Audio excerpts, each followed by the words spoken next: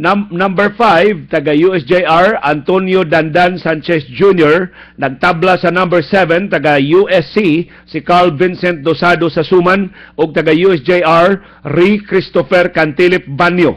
O number 9, taga Vélez College, si Oliver Ryan Texon Go. Tiyalig mo ingon mo kay di taga Sugbo nila to isgutan ang top 1. Ang number 1 gyud sa exam nagbinugtong taga UP Visayas Iloilo.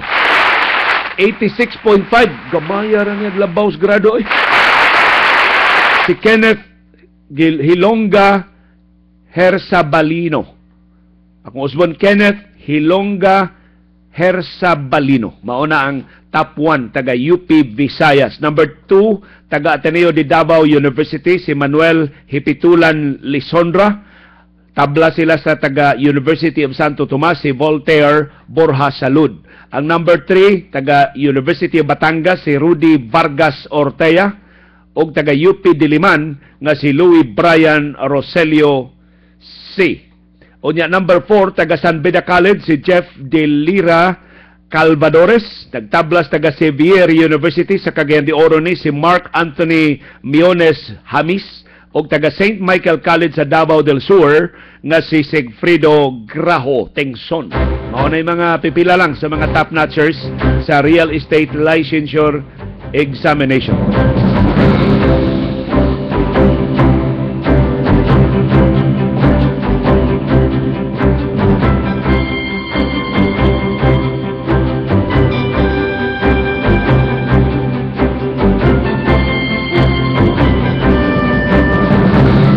Niya na gisubay na ko ang tanang mga ipakita ra nato nila ang tanan ni mga passers sa pasulit. Basta ang letter A lang nga mga passers niabot og 400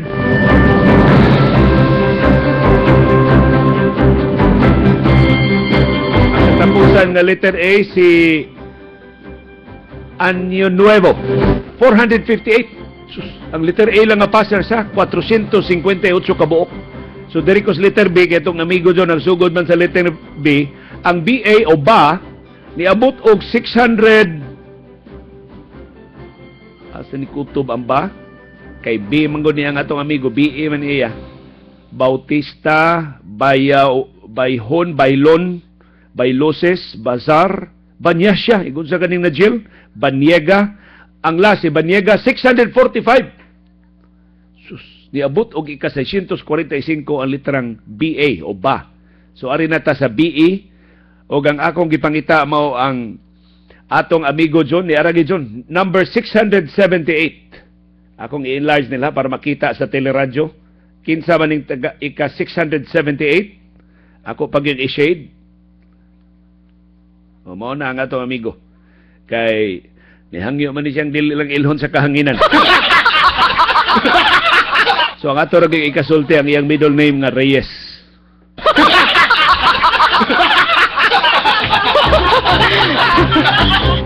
Mauna nga itong amigo, ha? Kuha na. Lisensyado nga real estate broker. Kinsa dihin mamaligyag yuta, kontakan nga itong amigo. Gawas nga ibaligya inyong yuta, musugyot pa gini unsaon inyong yuta.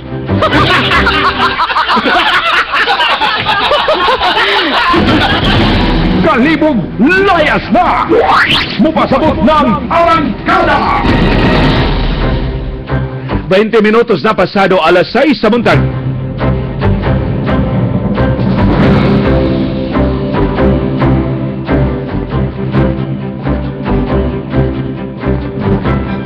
Sus, dito sa India, nag-anam kadaghan gyud ang mga nangamatay sa India. Tungod ning grabing kainit. Mao na nga niabot na og kapin 1,400. 1,400 na kapin ang nangamatay dito sa India. Gigrabe silang init dito, niabot na og 47 degrees Celsius. Ya kada adlaw na ha mao na ilang kainit.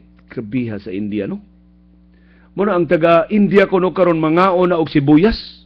So may katabang sa sibuyas sa pagpabugnaw. Basta mangaon na sila og sibuyas, unya tuwa na magsige na naglubog sa ilang mga suba. Na sila mga suba dito nga wa pa mohubas, nagsige na sila lubog sa suba aron pagpabugnaw. Bisag unsa na lagi ilang gihimo aron nga makasugakod sila sa grabing kainit. Ang pait inihaso ang mga teachers ani magsugod naman ta klase karong June 1. Ang tambag sa mga doktor, ayaw hatagi ang mga bata og outdoor activities. So katong binuang adtong opisyal sa DepEd nga mga bata pasilungon sa kahoy, binuang tong dako. Kay kunway pila na may shade intaw kahoy, unya may tag 5 unom ra na ka bata, makapasilong ti silang tanan sa kahoy. Pero tinaghan ng mga bata moabot og tag 40 kada klase, abot gani 50 60 usahay. Unya, ipasilong ni mong kahoy, mga matay na simbako ng mga bata. Mao nang giawhag ang mga magtutudlo, ayaw hatagig outdoor activities ang mga bata. Gawas lang kung dunay lapad kaayong shade. Doon na sila lapad kayong landong. Nga di sila direktang maigo sa adlaw. Kay kun maigo sila direkta sa adlaw, mamiligro ka ng mga bata. Natiman igagmay pa ni mga bata, mga kinder, mga grade 1. Labihang gagmaya pa ini mga bata. Unya ang ilang resistensya dili pa ingon ana ka kusgan.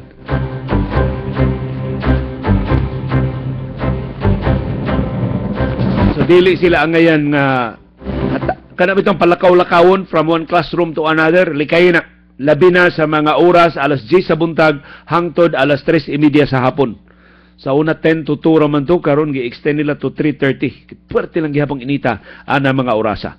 So pasidaan ni ngadto sa mga utambag ni ngadto sa atong mga magtutudlo, palihog kamo may magdisenyo sa inyong mga lesson plan, kamo may magplano sa mga activity sa inyong mga tinunan, ayaw sila palakaw-lakawa from one classroom to another. Ining init kaayo nga mga bahin sa adlaw from 10 a.m. to 3:30 p.m. So likay na sa iyong buntag mahimo patingali. Pero gani kaning flag raising ceremony ha, giawhag mo nga mo sayuhon. Sayuhon na sa pagpahigayon kay sus. Pating initag yun. Ya di ta maka-afford makuyapan na simbako ng mga bataa. Wa tene tarong pamahaw. Baubiya karon sa kakabos sa panahon ang mga bata usay mga na sa klase nga way pamahaw. Mao nay napanidaan sa mga magtutudo, di kay ka-concentrate ang mga bata kay mas kusog ang daguok in town sa ilang tiyan. Kay way pamahaw. Mao nang duna karon mga public schools ug sa kredito sa mga NGOs nga nitabang sa mga public schools ug gani doon ko hinabaon mga principal o mga magtutudlo mag-amot-amot in town at least once a week. Mag-feeding sila. Mahatag silang pamahaw sa ilang mga tinunan. Di man sila kahimo ito bilang may kwarta ni mga principal o mga magtutudlo. Pero at least once a week.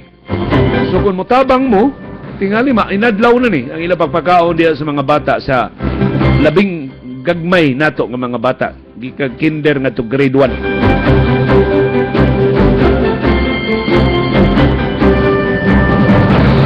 So kapin nag 1,400 sa nangamatay dito sa India. Sa grabing kainit, hinaudi na lang gid sa takaabot aning kainita. Sus 47 degrees Celsius. Ang kinainat na to dinhi 35.3, unya naghimo tag formula sa heat index ni abot og 43. So mo to kinainitan nato. Kini kada adlaw ni giron-uran na nila ang 47 degrees Celsius nga temperatura dito sa India.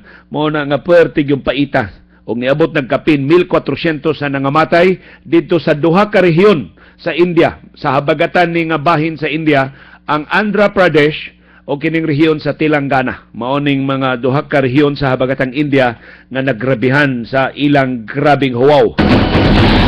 Kaputon ang kangayan! Arangkada Pataling Hugay!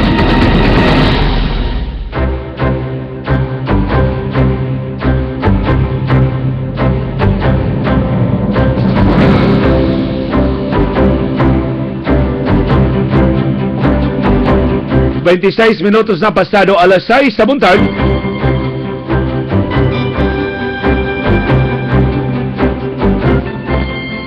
Bikin sa nahibaw diha, makapabugnaw din is lawas ang pagkaog sibuyas. Mo gibuhat sa India. Ganahan ba lang na silang sibuyas o doon na gimatabang ng sibuyas sa kainit sa ilang temperatura. Mo ilang gidangpan karon dito sa India. Ang pagpangaon og sibuyas And of course, paghumol diha sa mga suba. Mabutang, kamo diha nga gustong magpabugnaw niya, naaba mo iigo nga panahon na sa inyo mga Pinoy, ana na akong tambag, no? Pamalit mo ining inflatable bitaw nga swimming pool. Kaya bitaw murag-murag mga balloons nga imo lang paburuton niya, mahimo na swimming pool. Kada ba duwaas mga bata? Pagpalit og ligon-ligon ana, sus, maay ka na nga investment karon ting init. Diyas bay, mahimo na imong maghumol ka diha tibok adlaw. Kana bang wa kay lakaw. Pagkapabilin ka pala sa imong bahay og pila 6 hours, 5 hours, we nindot kay ihumol, ay sus, ma-refresh ka the whole day. Manuhot-suhot ba ang kabugnaw sa tubig bisag nikawas na ka? So dako kay tabang. Batok sa dehydration, batok sa discomfort sa init.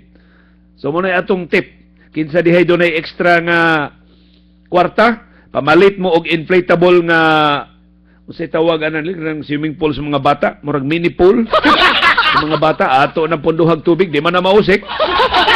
Of course, di pa ta mulubog diha mga ligo tandaan, di kay ana sa ta maghimasa diha sa sudi na makasunod ang uban.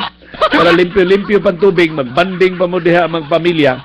Dagko man ta mga usa duha tili baso diha. O di labing-labing kayo. Bitaw, na ko'y silingan nga mo na yung gihimo, siya haya-haya liyo. Magbagulbol man ko niya ito, tibok adlaw pertig yung inita, na paghimo mo diha o ganang mahumulan ba ninyo nga mura og swimming pool sa mga bata? Kanalang ipaburuton lang nga swimming pool sa mga bata? Dako kay nag-igatabang ning grabing kainit. Kaputon hanggang ngayon, Arangkada Bataling Hugay. 28 minutos na pasado alas 6 sa buntag. Unsang orasa liyo ang rehistrasyon ninyo sa Cebu City Sports Center? Ang atong registration dia is from 5 a.m. to 8 a.m. Unya mobalik ta ini kahapon 4 p.m. to 7 p.m.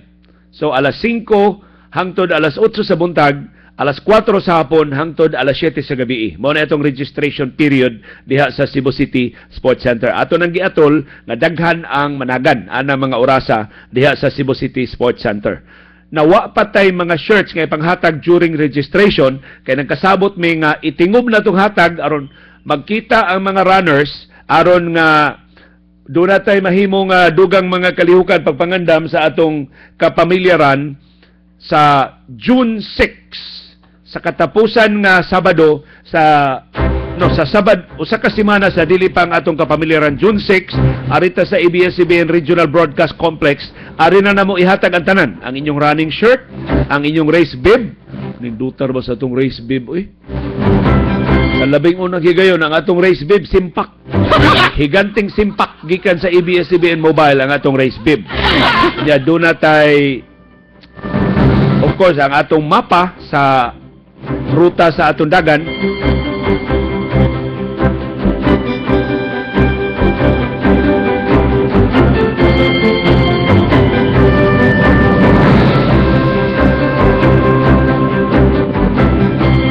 Adto ta sa Cebu City Sports Center, Angie Saniel, kumusta atong rehistrasyon sa kapamilyaran? Leo, sayo karong buntag na nagparehistro alang sa ato ang kapamilyaran. Anak ko ron din sa may entrada sa Cebu City Sports Center. Doon ni sa swimming pool. So dali na kayo ni makitaan sa atong mga kapamilya nga buot pa nga magparehistro alang sa ato ang kapamilyaran. Sama sa ato ang kapamilya karong buntaga murag gikan o padung pa jogging nga nagpalista na gyud alang sa atong kapamilyaran may buntag. Ano na to, ma'am? Inday, ma'am. Inday. Ma'am, di kan tari exercise karang buntag. Oh. Anong madagan man taalang sa itong kapamilya? Gusto lang ko maka-experience. First time ako. Kay ang kuan ganay ikasen kasi dawas. Pilig jud siya buwan. Ya, kanang challenge ko ba? Pila nakakatuig nga nagtigi sa dog exercise or running? Wala. Basta ko ang gabuka. So, kasi kauban ni mo sa imong pagdagan alang sa itong kapamilya. Marami ka na ako sa Zumba. Ahan mo.